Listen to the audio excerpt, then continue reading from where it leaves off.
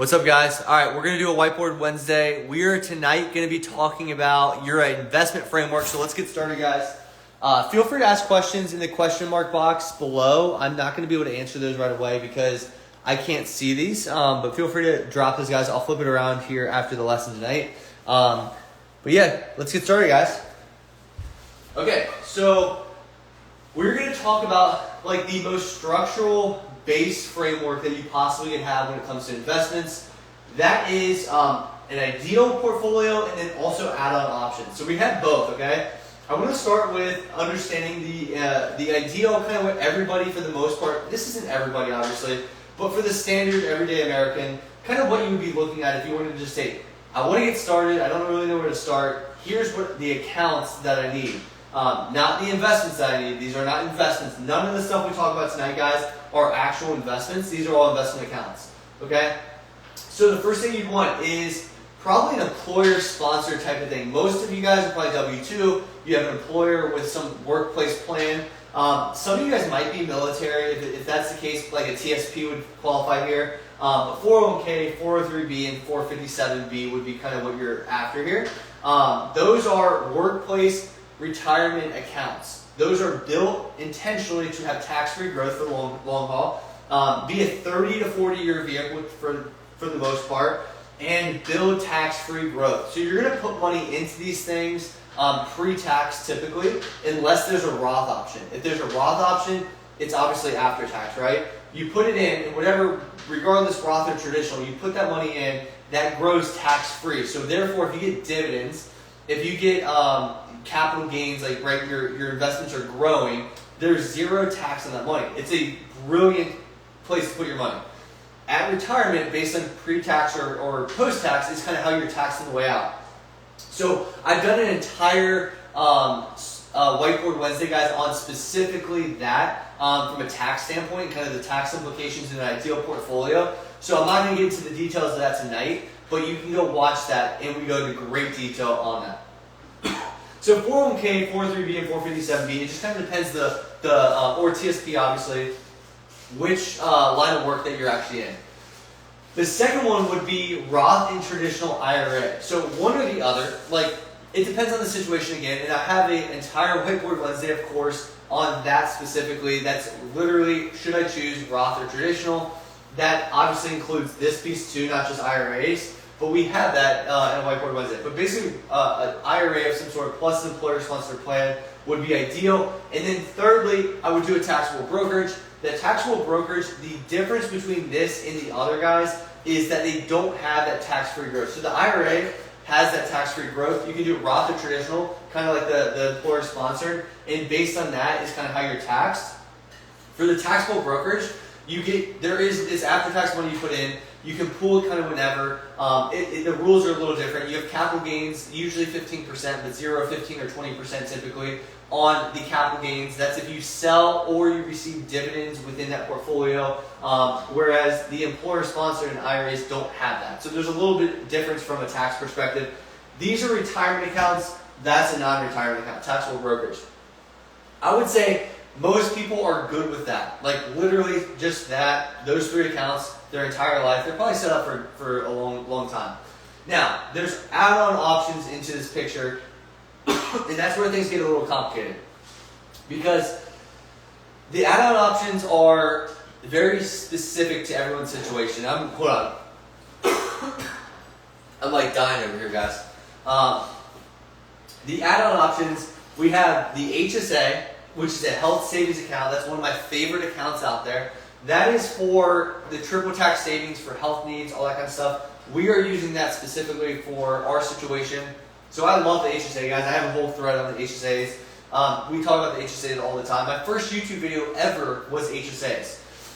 Solo 401k. So Solo 401k and SEP IRA here, these are options for typically self-employed individuals if they run their own business. The Solo 401k is what we have currently, but with, you guys know the news about my wife leaving her job, and she's going to be an employee into my business, and so we're going to probably have to move to the SEP IRA because the Solo is for an individual.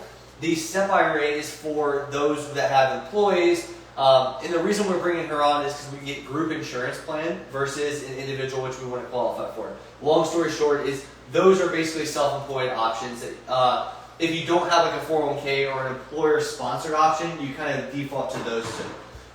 You could have an ESPP, right? Those are typically through work, and those are great options, but not a lot. Most people don't have this option. That's very limited. You could have like the ESOP as well. That's pretty limited as well. That's an employee stock ownership plan. My wife has one at her old job, the one she just quit. So we do have an ESOP. We don't contribute into these plans. These are just that's just basically gifted to us essentially through the stock price. The ESPPP, we'll get to in a second down below, but those are like very, very rare. I wouldn't say rare, but like most people, I would say most people probably don't have those. Same thing with RSUs, restricted stock units. You might have that benefit through your company, but a lot of people probably have no idea what I'm talking about because you guys never. It's not normal. Not many people have this. The other would be crypto. I do think crypto is a legitimate option. However, I want to preface this by saying there's a lot of steps I would accomplish before I even touch crypto or think about crypto. That's a very, and also the way you position it. Again, I have a ton of content on crypto itself, and I'm not going to go into the details of that, but I personally have about 1% into crypto. So I think it's a great option as an asymmetric risk reward bet. But I do not think you should be having this account first. I think this comes at the very, very end of everything. And I think it's optional. I don't think you have to have it. The other guys would be child accounts, like a 529 or a brokerage in the parent's name. Depending on what your goals are, I think having a good child account, we of course, again, we have Whiteboard Wednesday on child investing in particular. But I do think that having some child accounts, if you're set up, again guys, these are add-ons. So these are, if you've set yourself up for success long-term, and you're set up yourself for like retirement and whatever other goals you want to hit, I think it's okay to have child investment accounts. However, I was talking to somebody the other day and they were setting up their kids for life, but their retirement was nowhere near set. I said I would pause that immediately. It's not selfish, it's smart. Take care of yourself first, then your children after. And that's not a parenting, that's simply a money financial tip there. The other thing, guys, is let's talk about kind of how we segue into the order of operations for these different accounts. So obviously we have the ideal and we have the add-on options, okay? Now everybody has a different situation. Everyone's going to have different options obviously here. But these are generally what you're going to kind of come across, okay? In general, I would do gross income times 15% is your retirement base. That would be in employer-sponsored, in Roth, and traditional IRAs, okay? So if you make $100,000 times 15%, that would be $15,000. That should start 1 through 3 here. So 1 through 3 is these three right here are going to be specifically the 15%. Okay, these I'm sorry, 1 through 4. I apologize. 1 through 4. These are separate from that. Okay, so if I was to do the 15%, and there's a debate here I'll talk about in a second, but number one is my employer sponsor. Let's just use a 401k for example. So if my employer matches $3,000, let's say 3%, okay, of my salary, there would be a $3,000 or 3% or $3,000 step one. So I would put like $3,000. Let's just put 3K here in this example of 100,000. My second, I would go to the company ESPP. Now, not everybody has this option, but this is a fantastic option if you have it, because typically what happens is you get it on 15% discount of your company's stock. And so therefore, a lot of people, what they do is they take this, they take the discount or whatever, and then they eventually sell out and they have that actual cash to then invest in the open market. Some people use that as a benefit, not everybody. Some people just keep it in there as well. But I think the company ESPP, if you use it the right way, could be a great second option there. The third, which is way more important for most people won't have two, but they'll have 1 and 3. I would do a max out of this option. So you do $6,000, and this is 2020. We're referring to 2022 limits. It goes up to $6,500 in 2023. And then your last one, guys, is step 4, which is to reach the 15%. So if you do 15%, that's 15,000. So 15,000 minus 6 minus 3 would be obviously 6, right? So you would do $6,000 here. And then what you'd want to do to figure out kind of how much you invest is basically add up steps 1 through 1 and 4 here, right? 9,000, 3 plus 6. So you would go into your 401k and you do 401k is 9,000, and then you do IRA of 6,000. Okay. So obviously this is employer sponsored. This is retirement, but it's not employer sponsored. So therefore, the 401k, if you were like, hey, what percentage do I pick? It's 9%, obviously, right? If you have a $100,000 base, this works out to be 9%. This theoretically works out to be 6% of your salary in this example, but your IRA is not employer sponsored, so they won't ask you a percentage. They'll say, hey, what do you want to put in? You would probably max this out. Just check a box. This is max out. Or $6,000 works as well. Now, so that's the steps 1 through 4. Now, once you get above and beyond that, past the 15,000, let's say you have other cash flow available. Let's say you have $20,000 or let's say $25,000, okay? And you have an extra $10,000 below that you can split between the HSA and the taxable. I typically would start with the HSA. It's a very low limit, especially if you're single, about $3,650 or $7,300 if you're married. So even less than an IRA if you're single. And obviously if you're double IRA, you have $12,000 versus the $7,300 here. So I would do that. I would do the 3.65 here, 3.65, let's just say, for example, there. And then on the last one, I would do the remaining. So basically, quick math would be 6.35 for the remaining 10,000 piece here. And you would do 6.35 there. And that in total would be $25,000. And that would be obviously above the 15,000 right here, which is the first 4 bullet points minus the point number 2, if that makes sense. So you can easily set yourself up this way. So people always ask me like, hey, where should I put my money? What should I invest in? I would just use this general framework. This isn't investment advice by any means. This is just a general, pretty well agreed upon, I'd say, framework from most financial professionals. The only option that could potentially change here is you can move this HSA up to here at number 2. I respect it if you want to do it from the tax advantages. It makes total sense. Me personally, I want to make sure that my IRA, because this does turn into a traditional IRA, but I personally do a backdoor Roth. So I want a Roth option, and I also want it to be a little bit more flexibility from a withdrawal perspective than the HSA becomes at 65 years old. This also becomes available at 59 and a half. So there's a little bit of nuance there. Obviously, I'm not going to get into all of it. But that's why I prefer to put the HSA below the 15%. But I do understand and respect the people that put it up at the top. Regardless, I max out an HSA and I max out an IRA anyway because I love both of them and they're really great accounts. Now, once you understand this entire philosophy, you have to then go invest within those accounts, which is a whole other animal. And that's where I've done a Whiteboard Wednesday on how to select your investments within your accounts and risk meters and all that kind of stuff. So go watch my YouTubes on that, guys. I have plenty of content with that. I'm not going to go into the details of that. The other thing is, as you're thinking through these rules that you want to apply to all of these accounts in general, right?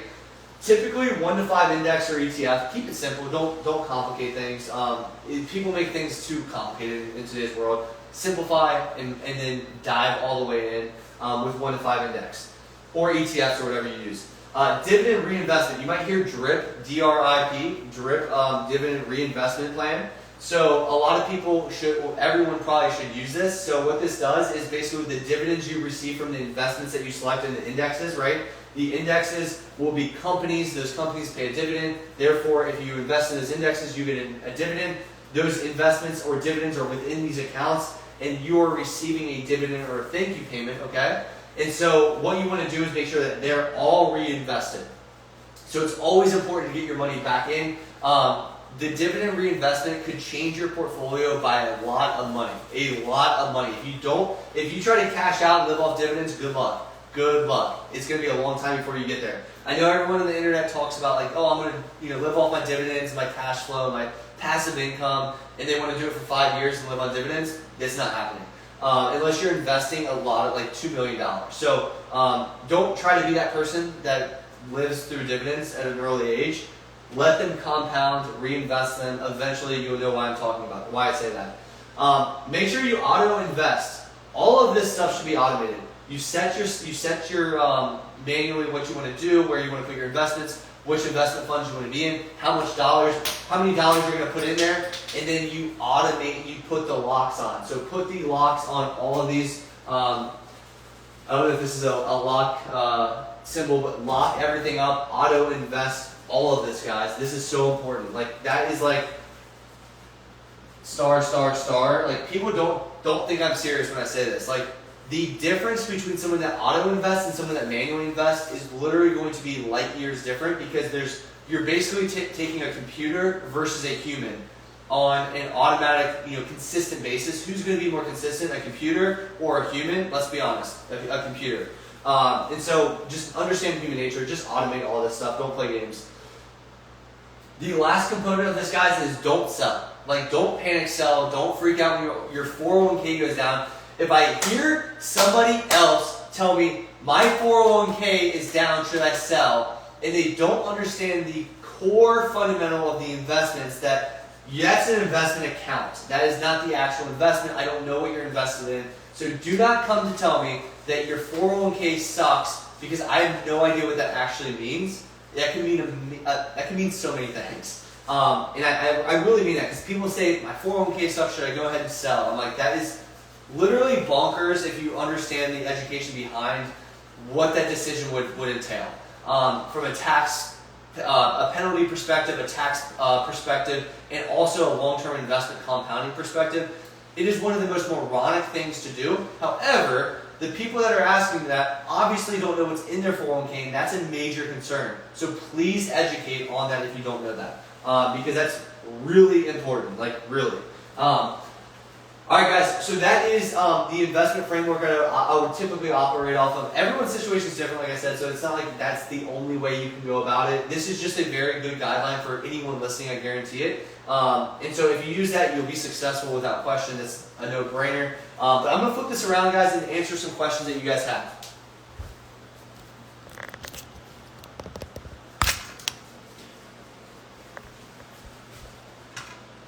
All right, so let me get my chair real fast, guys. All right, let's see what we got. I'm flipped around, hold on.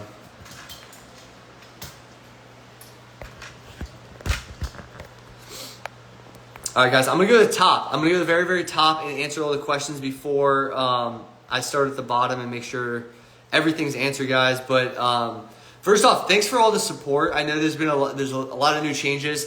Tomorrow, I'm going to be doing a giveaway, a free giveaway, I'm going to do this, hold on, Christmas giveaway, December 1st. Turn on my post notifications. So I'm going to go ahead and pin that at the very, very bottom so you guys know that. But I already posted about it. We're going to do some big giveaways. I'm paying off a mortgage. I'm paying off a credit card. I'm paying off a lot of different things. I'm going to select some people, and we're going to go crazy. So I don't like handouts in general. I like to teach people. I don't like to give out the fish, obviously. But I want to do something nice for Christmas and help some people in need. So we're going to be doing that tomorrow. Make sure you turn on your post notifications. There will be a way to enter that giveaway. And I don't know when I'm going to post that tomorrow, so just be ready. First come, first serve type deal.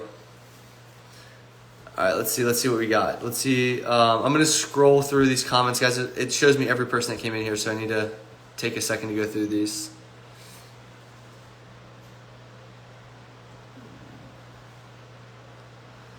What's the best way to hide your stock dividend from the man income? Hide, I'm assuming, maybe not high. But what's the best way to hide your stock dividend from the man income tax day? Good question, Dirty Bird Crow. So when it comes to hiding your taxes, guys, at the end of the day, I think a lot of people assume, my parents included, like my mom said, my CPA never saves me on taxes. The reality is people don't plan ahead of time. There's only so much people legally can do to hide taxes and shelter taxes, okay? So if you know the tax game and you're able to start at a young age, and also in the beginning of the year from a year-to-year perspective, but also at a young age for down the road, you're going to make so much money on a tax savings if you're set up for the future. We're talking 6-7 figures if you do things right. However, most people will not do tax planning properly. They'll just throw money in random accounts and have no idea where things are going. And then they expect their CPA to come up with magic at year end. That doesn't happen all the time. They're also not in communication about what they could potentially be doing throughout the year. And therefore, their CPA is like, well, we have limited options, or the IRS will come after us. And the person gets mad at somebody at the CPA, and they go look for a new CPA the next year. And the same thing happens over and over. So if you're trying to actually do this from a tax strategy perspective, you're probably going to have to meet with the CPA. There's so many different ways to go about this. I talk about this in the academy all the time, guys, about how you can save a lot on taxes, but you can't just expect to throw your CPA, your W-2, and say, hey, save me a bunch on taxes at year end. It just doesn't work that way. For dividends in particular, if you do put those in retirement accounts, that's a massive tax savings. High yield, REITs, so real estate investment trust, one of the best hacks I have for you guys is instead of putting that in a taxable account, so the taxable account, which is right here, is one of the 3 ideal options up here. Put those in a Roth IRA or traditional IRA right here. And the difference, so hear me out on this. So a REIT is considered, they pay 90% of profits, right? So therefore what they pay you is called an unqualified dividend. Therefore, it's taxed at your ordinary income tax rate. If you're in the 32% tax rate, let's say 24%. If you're in the 24% tax bracket and you put your REIT in a taxable brokerage, you are therefore taxed at that rate. If you simply move that REIT investment from here to here, you save 24% taxes. Do the math on that. It's significant. If you're planning to use an HSA fund exclusively for retirement healthcare costs, including insurance, would you then include that in the 15%, or is it still separate? I would put it separate. I think it would be ideally to put separate, and I think that's I think most people would say that as far as if it's meant for just healthcare costs later on. Sugar Lumps, what's up, buddy? HSA is fire. Yeah, dude, HSA is my favorite account. I don't know. I say all my accounts are my favorite.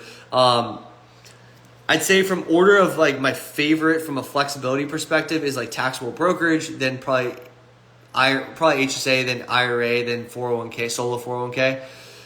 But like my favorite account from a tax perspective is HSA without question.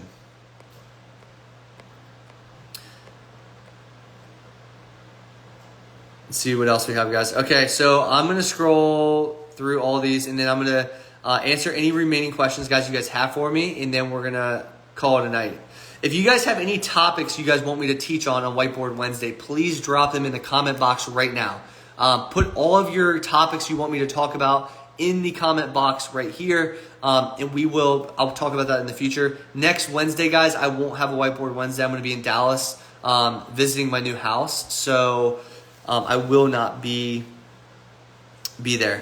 December 1st is my birthday. Dirty Bird Crow, I'm going to give you a free mortgage payment. Max, thank you. MabX94, appreciate you, man. Guys, don't feel like you have to buy me badges, seriously. I do appreciate it, but don't feel like you have to buy me badges. I do these all the time to hopefully help somebody out with different topics. So if I just opened a solo 401k, would you throw money at the employee or employer contribution before the year's over? I have about 10K to put somewhere. To Natalie, it depends. So it depends what your tax sample or what you're trying to accomplish here. So you could do either one, technically speaking. If you do it from an employer, I personally have done employer traditional, so I lower my taxes that way. But it's very situational. It's not right or wrong to do either one. I wrote you in Discord. Yeah, Archer, I responded to you because I remember seeing that name in Discord as well. So you definitely got a response. Would you say it's a better option to sell ESPP and invest in VU? I think so. I think selling the ESPP at 15% discount and getting that locked fixed return is a pretty good hack. I'm sorry, shelter taxes. Yeah, you can shelter taxes that way. There's a lot of ways to shelter, and it's very unique to the individual. So a lot of people want tax the tax breaks, but you got to meet with a professional because there's so many ways you can do it. And so if somebody assesses your situation that's competent and knows their taxes inside and out, they're going to save you a lot of money. But you have to pay for the service. That's the reality. Or they're just going to tell you generalized guidance, and for that could apply to everybody. Kirk, what's up, buddy? Appreciate you, man, for all the support you give me and everything like that. But also, Kirk, you are in charge of the Budget Dog Academy mini accountability group, so make sure you're on top of those guys. Can you do a deep dive on top 5 investments for people in their 20s? Yes, Jake, I actually have done that. So check out my my YouTube. I have exactly what you're asking for there already. Home equity line of credit. How to use equity in home purchase and investment. I don't know what that means. How to use equity in home to purchase. Oh, to purchase an investment. You could do that.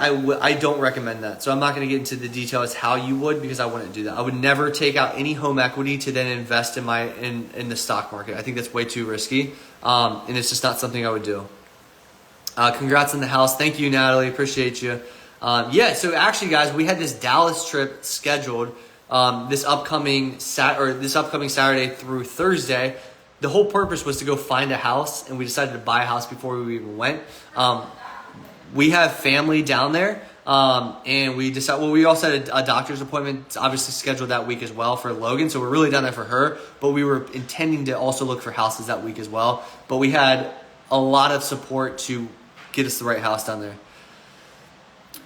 It has to be catch up. They usually need contributions via paycheck. Julie, what are you referring to? I don't see a response there, or something behind that, before that. I don't know what that was in reference to. How do I feel about I-bonds? I did a whole entire YouTube Curl Me 85 on my YouTube, obviously. Go check that out. Just type in I-bonds Budget Dog. You'll have a very detailed breakdown of I-bonds. In short, I look at them as a savings vehicle, not an investment vehicle. They suck from an investment standpoint. But people are promoting this bullcrap from a long-term investment mindset. They're horrible. Do not get them for an investment. Appreciate you, Jake. Thank you, buddy. No, I'm good, man. I'm not here to impress with my hair. Dallas, congratulations on the move. Appreciate you, Deontay. 401k and 10,000. Oh, yes. Okay. 401k and 10,000. Okay. So let me see what the comment said again. It has to be catch up. They usually need contributions via page. Oh, so yes, Julie, she is self-employed. So for Natalie, that basically means that she can do that pretty easily through her own company. So technically, yeah, you're right. But she's kind of in a good position as she has her own business. What will we do for health insurance? We have almost locked up a plan. We're kind of doing final touches on that. It's going to be through my business. So my wife is going to be coming on to my as an employee. We're going to get a group insurance plan, and it's going to be about $19,000 is approximate numbers right now for the premium per year. So 19,000 divided by 12, I think it works out to be about $1,500 a month for health insurance going forward. Not too bad, and it's going to take care of my daughter's her pre-existing condition is going to bring that premium up quite a bit, but we found a pretty decent plan for us. Appreciate you, Sarah. Thank you. All right, guys, so it looks like everything was, I love this community, but Natalie's my hype woman. I love her. But guys, tomorrow, December 1st, the Christmas giveaway is going to go down. I'm giving out a lot of stuff. So make sure you guys are checking my post tomorrow. Turn on my post notifications because it's a first come, first serve type deal. And that's going to be tomorrow. And I don't know what time that's going to be. So appreciate you guys. Thank you for everything. And reach out if you guys have any questions.